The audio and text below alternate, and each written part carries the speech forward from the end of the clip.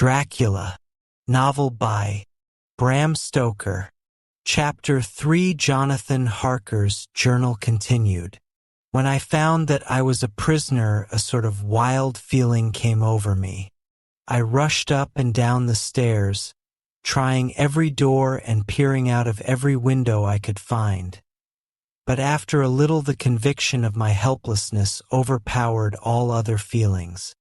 When I look back after a few hours, I think I must have been mad for the time, for I behaved much as a rat does in a trap.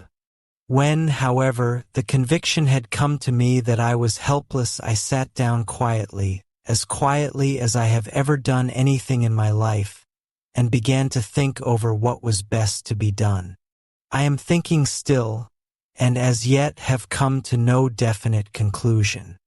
Of one thing only am I certain, that it is no use making my ideas known to the Count. He knows well that I am imprisoned, and as he has done it himself and has doubtless his own motives for it, he would only deceive me if I trusted him fully with the facts. So far as I can see, my only plan will be to keep my knowledge and my fears to myself, and my eyes open. I know, either being deceived like a baby by my own fears, or else I am in desperate straits. And if the latter be so, I need and shall need all my brains to get through. I had hardly come to this conclusion when I heard the great door below shut, and knew that the Count had returned. He did not come at once into the library, so I went cautiously to my own room and found him making the bed. This was odd, but only confirmed what I had all along thought, that there were no servants in the house. When later I saw him through the chink of the hinges of the door laying the table in the dining room, I was assured of it. For if he does himself all these menial offices, surely it is proof that there is no one else to do them. This gave me a fright, for if there is no one else in the castle, it must have been the Count himself who was the driver of the coach that brought me here. This is a terrible thought. For if so, what does it mean that he could control the wolves as he did by only holding up his hand in silence? How was it that all the people at Bistritz and on the coach had some terrible fear for me? What meant the giving of the crucifix, of the garlic, of the wild rose, of the mountain ash? Bless that good woman who hung the crucifix round my neck, for it is a comfort and a strength to me whenever I touch it. It is odd that a thing which I have been taught to regard with disfavor and as idolatrous should in a time of loneliness and trouble be of help. Is it that there is something in the essence of the thing itself, or that it is a medium, a tangible help, in conveying memories of sympathy and comfort? Sometime, if it may be, I must examine this matter and try to make up my mind about it. In the meantime, I must find out all I can about Count Dracula, as it may help me to understand. Tonight he may talk of himself, if I turn the conversation that way. I must be very careful, however, not to awake his suspicion. Midnight. I have had a long talk with the Count. I asked him a few questions on Transylvania history, and he warmed up to the subject wonderfully. In his speaking of things and people, and especially of battles, he spoke as if he had been present at them all. This he afterwards explained by saying that to a boyar the pride of his house and name is his own pride, that their glory is his glory, that their fate is his fate.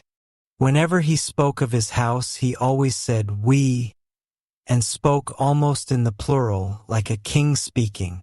I wish I could put down all he said exactly as he said it, for to me it was most fascinating. It seemed to have in it a whole history of the country. He grew excited as he spoke, and walked about the room pulling his great white mustache and grasping anything on which he laid his hands as though he would crush it by main strength. One thing he said which I shall put down as nearly as I can, for it tells in its way the story of his race. We Sikelis have a right to be proud, for in our veins flows the blood of many brave races who fought as the lion fights, for lordship. Here, in the whirlpool of European races, the Ugric tribe bore down from Iceland the fighting spirit which Thor and Woden gave them, which their berserkers displayed to such fell intent on the seaboards of Europe, aye, and of Asia and Africa too, till the peoples thought that the werewolves themselves had come.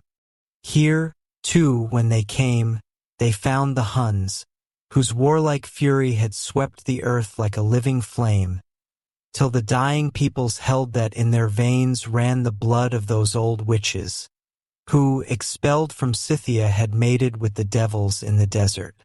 Fools, fools! What devil or what witch was ever so great as Attila, whose blood is in these veins? He held up his arms. Is it a wonder that we were a conquering race, that we were proud, that when the Magyar, the Lombard, the Avar, the Bulgar, or the Turk poured his thousands on our frontiers, we drove them back? Is it strange that when Arpid and his legions swept through the Hungarian fatherland, he found us here when he reached the frontier, that the Hanfaglas was completed there? And when the Hungarian flood swept eastward, the Sikelis were claimed as kindred by the victorious Magyars, and to us for centuries was trusted the guarding of the frontier of Turkeyland. Aye, and more than that, endless duty of the frontier guard, for, as the Turks say, water sleeps and enemy is sleepless. Who more gladly than we throughout the four nations received the bloody sword, or at its warlike call flocked quicker to the standard of the king?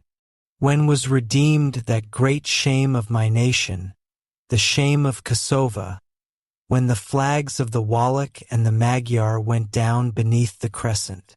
Who was it but one of my own race who as voivode crossed the Danube and beat the Turk on his own ground? This was a Dracula indeed. Woe was it that his own unworthy brother, when he had fallen, sold his people to the Turk and brought the shame of slavery on them. Was it not this Dracula, indeed, who inspired that other of his race who in a later age again and again brought his forces over the great river into Turkeyland? Who, when he was beaten back, came again and again and again, though he had to come alone from the bloody field where his troops were being slaughtered, since he knew that he alone could ultimately triumph. They said that he thought only of himself. Bah! What good are peasants without a leader? Where ends the war without a brain and heart to conduct it?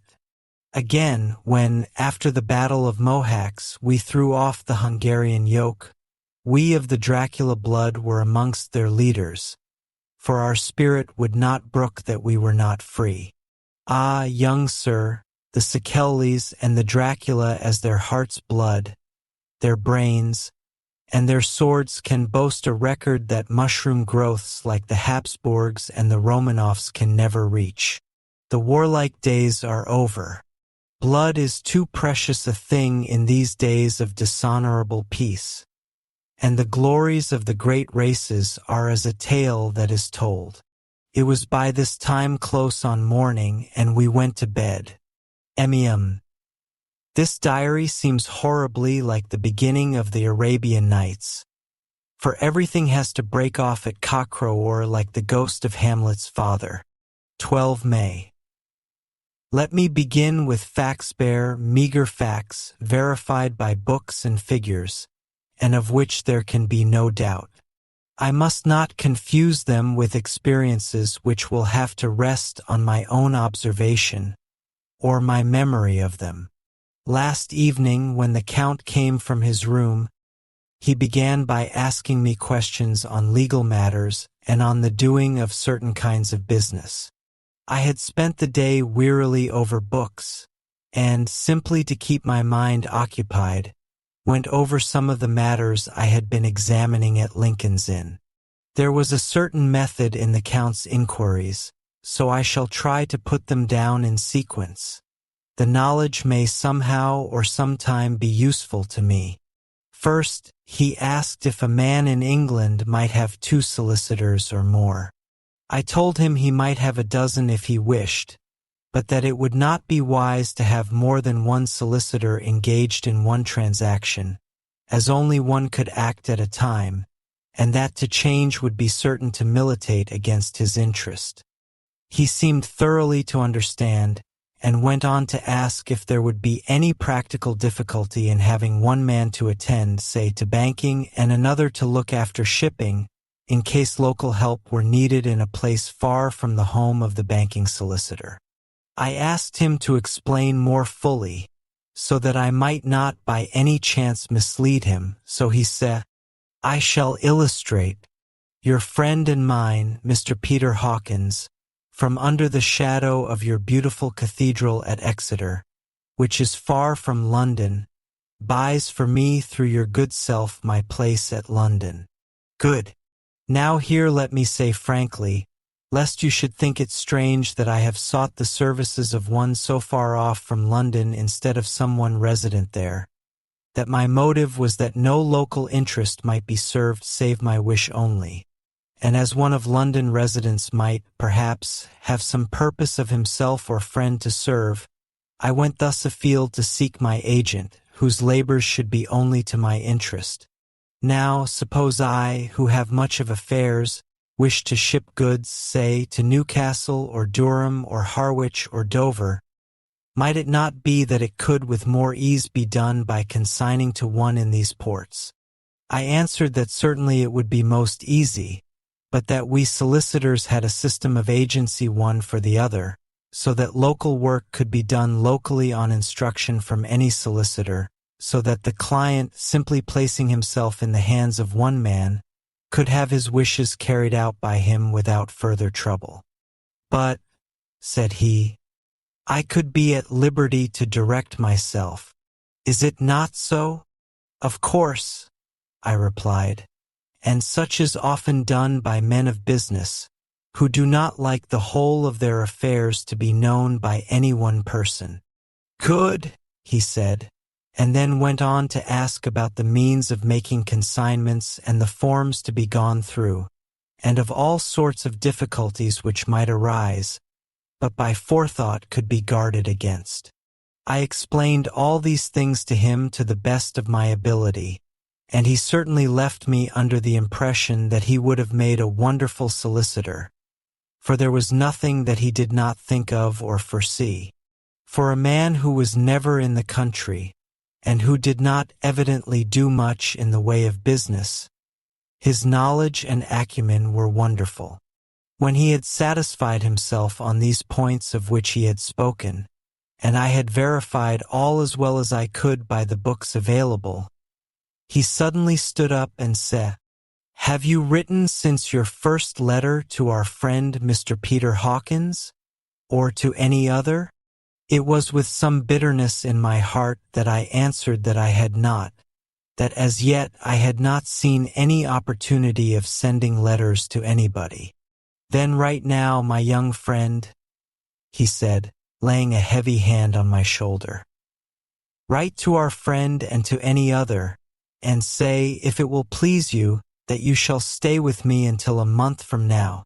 "Do you wish me to stay so long?" I asked, for my heart grew cold at the thought. "I desire it much.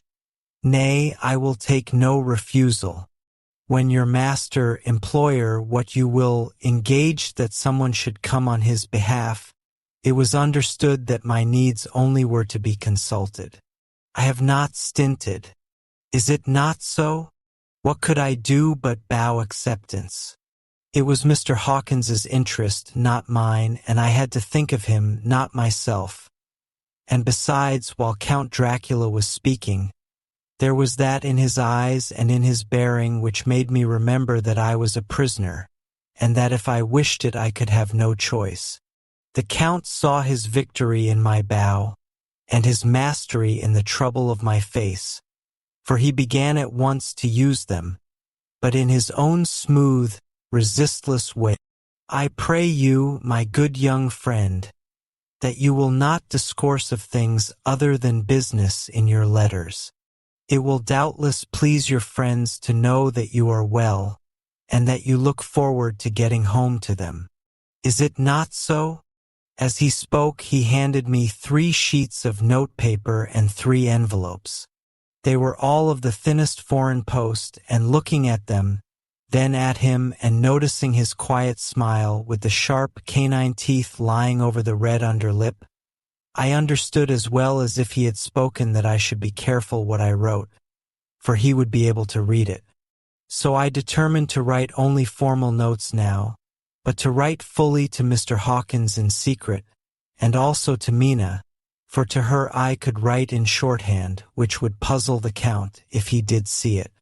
When I had written my 2 letters, I sat quiet, reading a book whilst the Count wrote several notes, referring as he wrote them to some books on his table. Then he took up my 2 and placed them with his own, and put by his writing materials, after which, the instant the door had closed behind him, I leaned over and looked at the letters, which were face down on the table. I felt no compunction in doing so, for under the circumstances I felt that I should protect myself in every way I could.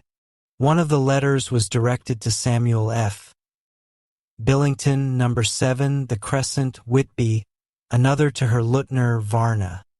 The third was to Coutts and Company, London, and the fourth to Heron Klopstock and Billruth, bankers, Budapest.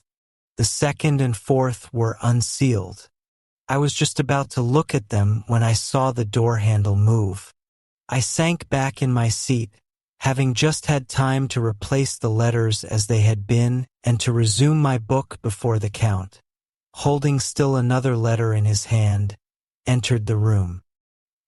He took up the letters on the table and stamped them carefully, and then turning to me, said, "I trust you will forgive me, but I have much work to do in private this evening. You will, I hope, find all things as you wish." At the door he turned, and after a moment's pause said, "Let me advise you, my dear young friend, nay, let me warn you with all seriousness, that should you leave these rooms you will not by any chance go to sleep in any other part of the castle. It is old and has many memories, and there are bad dreams for those who sleep unwisely. Be warned. Should sleep now or ever overcome you or be like to do, then haste to your own chamber or to these rooms, for your rest will then be safe. But if you be not careful in this respect, then—" He finished his speech in a gruesome way, for he motioned with his hands as if he were washing them. I quite understood. My only doubt was as to whether any dream could be more terrible than the unnatural, horrible net of gloom and mystery which seemed closing around me. Later, I endorsed the last words written, but this time there is no doubt in question. I shall not fear to sleep in any place where he is not. I have placed the crucifix over the head of my bed. I imagine that my rest is thus freer from dreams, and there it shall remain. When he left me, I went to my room. After a little while, not hearing any sound, I came out and went up the stone stair to where I could look out towards the south. There was some sense of freedom in the vast expanse, inaccessible though it was to me, as compared with the narrow darkness of the courtyard. Looking out on this, I felt that I was indeed in prison, and I seemed to want a breath of fresh air, though it were of the night. I am beginning to feel this nocturnal existence tell on me. It is destroying my nerve. I start at my own shadow, and am full of all sorts of horrible imaginings. God knows that there is ground for my terrible fear in this accursed place.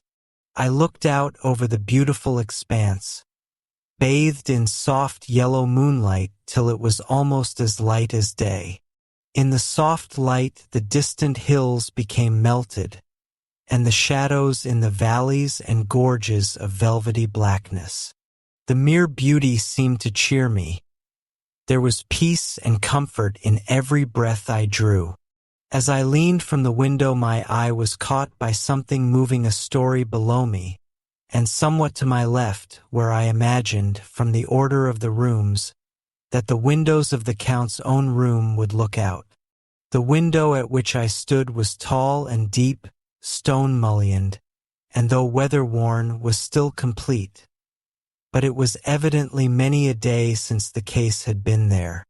I drew back behind the stonework and looked carefully out. What I saw was the Count's head coming out from the window. I did not see the face, but I knew the man by the neck and the movement of his back and arms. In any case, I could not mistake the hands which I had had so many opportunities of studying. I was at first interested and somewhat amused, for it is wonderful how small a matter will interest and amuse a man when he is a prisoner. But my very feelings changed to repulsion and terror when I saw the whole man slowly emerge from the window and begin to crawl down the castle wall over that dreadful abyss, face down with his cloak spreading out around him like great wings. At first I could not believe my eyes. I thought it was some trick of the moonlight, some weird effect of shadow. But I kept looking, and it could be no delusion. I saw the fingers and toes grasp the corners of the stones, worn clear of the mortar by the stress of years, and by thus using every projection and inequality move downwards with considerable speed, just as a lizard moves along a wall. What manner of man is this? Or what manner of creature is it in the semblance of man? I feel the dread of this horrible place overpowering me. I am in fear, an awful fear, and there is no escape for me. I am encompassed about with terrors that I dare not think of. 15 May. Once more have I seen the Count go out in his lizard fashion. He moved downwards in a sidelong way some 100 feet down, and a good deal to the left. He vanished into some hole or window. When his head had disappeared, I leaned out to try and see more, but without avail. The distance was too great to allow a proper angle of sight. I knew he had left the castle now, and thought to use the opportunity to explore more than I had dared to do as yet. I went back to the room and, taking a lamp, tried all the doors. They were all locked, as I had expected, and the locks were comparatively new. But I went down the stone stairs to the hall where I had entered originally. I found I could pull back the bolts easily enough and unhook the great chains. But the door was locked and the key was gone. That key must be in the Count's room. I must watch should his door be unlocked, so that I may get it and escape. I went on to make a thorough examination of the various stairs and passages, and to try the doors that opened from them. 1 or 2 small rooms near the hall were open, but there was nothing to see in them except old furniture, dusty with age and moth-eaten. At last, however, I found one door at the top of the stairway which, though it seemed to be locked, gave a little under pressure. I tried it harder and found that it was not really locked, but that the resistance came from the fact that the hinges had fallen somewhat, and the heavy door rested on the floor. Here was an opportunity which I might not have again, so I exerted myself, and with many efforts forced it back so that I could enter. I was now in a wing of the castle further to the right than the rooms I knew and a story lower down. From the windows I could see that the suite of rooms lay along to the south of the castle, the windows of the end room looking out both west and south. On the latter side, as well as to the former, there was a great precipice. The castle was built on the corner of a great rock, so that on 3 sides it was quite impregnable, and great windows were placed here where sling or bow or culverin could not reach, and consequently light and comfort, impossible to a position which had to be guarded, were secured.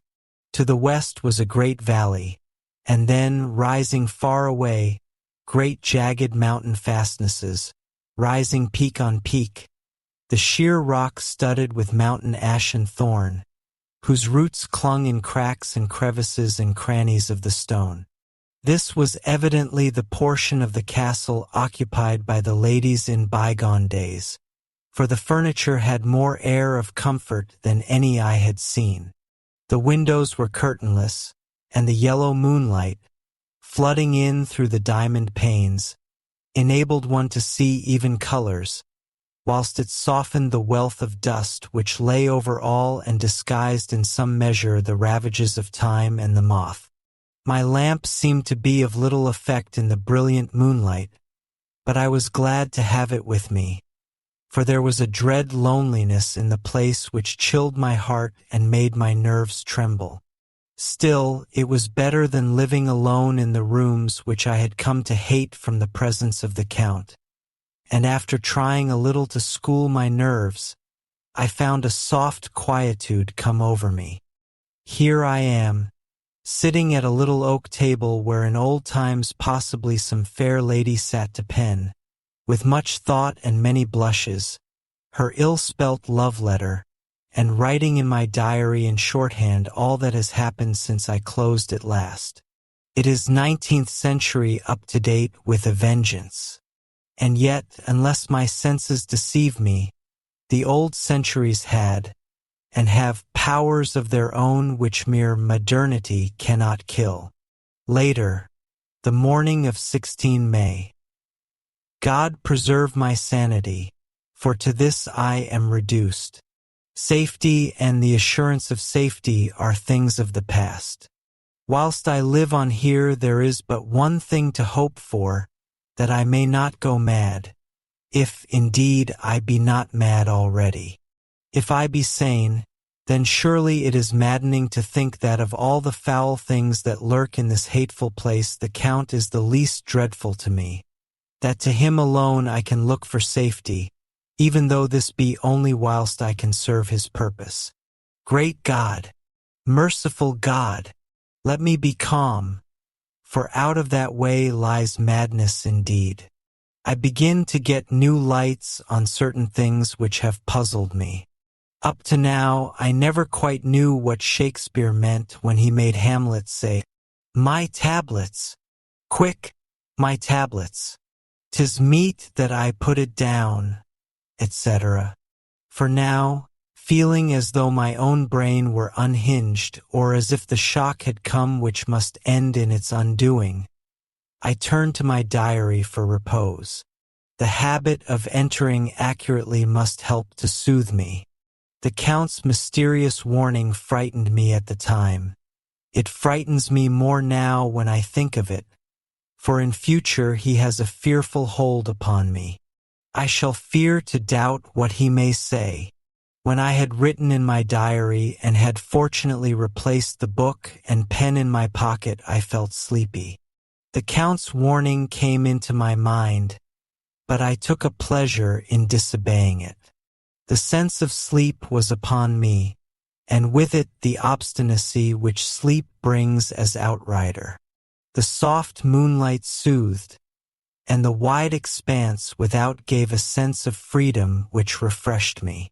I determined not to return tonight to the gloom-haunted rooms, but to sleep here, where of old ladies had sat and sung and lived sweet lives whilst their gentle breasts were sad for their menfolk away in the midst of remorseless wars. I drew a great couch out of its place near the corner, so that as I lay, I could look at the lovely view to east and south, and unthinking of and uncaring for the dust, composed myself for sleep. I suppose I must have fallen asleep. I hope so, but I fear, for all that followed was startlingly real, so real that now sitting here in the broad, full sunlight of the morning, I cannot in the least believe that it was all sleep. I was not alone. The room was the same, unchanged in any way since I came into it. I could see along the floor, in the brilliant moonlight, my own footsteps marked where I had disturbed the long accumulation of dust. In the moonlight opposite me were 3 young women, ladies by their dress and manner. I thought at the time that I must be dreaming when I saw them, for though the moonlight was behind them, they threw no shadow on the floor. They came close to me and looked at me for some time and then whispered together. 2 were dark and had high aquiline noses, like the Count, and great dark, piercing eyes that seemed to be almost red when contrasted with the pale yellow moon. The other was fair as can be, with great wavy masses of golden hair and eyes like pale sapphires. I seemed somehow to know her face, and to know it in connection with some dreamy fear, but I could not recollect at the moment how or where. All 3 had brilliant white teeth that shone like pearls against the ruby of their voluptuous lips. There was something about them that made me uneasy, some longing and at the same time some deadly fear. I felt in my heart a wicked, burning desire that they would kiss me with those red lips. It is not good to note this down, lest some day it should meet Mina's eyes and cause her pain. But it is the truth. They whispered together, and then they all 3 laughed such a silvery, musical laugh, but as hard as though the sound never could have come through the softness of human lips. It was like the intolerable, tingling sweetness of water glasses when played on by a cunning hand. The fair girl shook her head coquettishly, and the other 2 urged her on. One said, "Go on. You are first, and we shall follow. Yours is the right to begin." The other added, "He is young and strong. There are kisses for us all." I lay quiet, looking out under my eyelashes in an agony of delightful anticipation. The fair girl advanced and bent over me till I could feel the movement of her breath upon me. Sweet it was in one sense, honey sweet, and sent the same tingling through the nerves as her voice, but with a bitter underlying the sweet, a bitter offensiveness, as one smells in blood. I was afraid to raise my eyelids, but looked out and saw perfectly under the lashes. The girl went on her knees and bent over me, simply gloating. There was a deliberate voluptuousness which was both thrilling and repulsive, and as she arched her neck she actually licked her lips like an animal, till I could see in the moonlight the moisture shining on the scarlet lips and on the red tongue as it lapped the white sharp teeth. Lower and lower went her head as the lips went below the range of my mouth and chin and seemed about to fasten on my throat. Then she paused, and I could hear the churning sound of her tongue as it licked her teeth and lips, and could feel the hot breath on my neck. Then the skin of my throat began to tingle as one's flesh does when the hand that is to tickle it approaches nearer. I could feel the soft, shivering touch of the lips on the supersensitive skin of my throat, and the hard dents of 2 sharp teeth, just touching and pausing there. I closed my eyes in a languorous ecstasy and waited with beating heart. But at that instant, another sensation swept through me as quick as lightning. I was conscious of the presence of the Count, and of his being as if lapped in a storm of fury. As my eyes opened involuntarily, I saw his strong hand grasp the slender neck of the fair woman and with giant's power draw it back, the blue eyes transformed with fury, the white teeth champing with rage, and the fair cheeks blazing red with passion. But the Count, never did I imagine such wrath and fury, even to the demons of the pit. His eyes were positively blazing. The red light in them was lurid, as if the flames of hellfire blazed behind them. His face was deathly pale, and the lines of it were hard like drawn wires. The thick eyebrows that met over the nose now seemed like a heaving bar of white-hot metal. With a fierce sweep of his arm, he hurled the woman from him, and then motioned to the others, as though he were beating them back. It was the same imperious gesture that I had seen used to the wolves. In a voice which, though low and almost in a whisper, seemed to cut through the air and then ring round the room, he said, "How dare you touch him, any of you? How dare you cast eyes on him when I had forbidden it? Back, I tell you all. This man belongs to me. Beware how you meddle with him, or you'll have to deal with me." The fair girl, with a laugh of ribald coquetry, turned to answer him. "You yourself never loved. You never love." On this the other women joined, and such a mirthless, hard, soulless laughter rang through the room that it almost made me faint to hear. It seemed like the pleasure of fiends. Then the Count turned, after looking at my face attentively, and said in a soft whisper, "Yes, I too can love. You yourselves can tell it from the past. Is it not so? Well, now I promise you that when I am done with him, you shall kiss him at your will. Now go, go. I must awaken him, for there is work to be done." "Are we to have nothing tonight?" said one of them with a low laugh, as she pointed to the bag which he had thrown upon the floor, and which moved as though there were some living thing within it. For answer he nodded his head.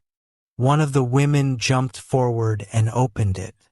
If my ears did not deceive me, there was a gasp and a low wail, as of a half-smothered child. The women closed round, whilst I was aghast with horror. But as I looked they disappeared, and with them the dreadful bag. There was no door near them, and they could not have passed me without my noticing. They simply seemed to fade into the rays of the moonlight and pass out through the window, for I could see outside the dim, shadowy forms for a moment before they entirely faded away. Then the horror overcame me, and I sank down unconscious. Continues on Chapter 4.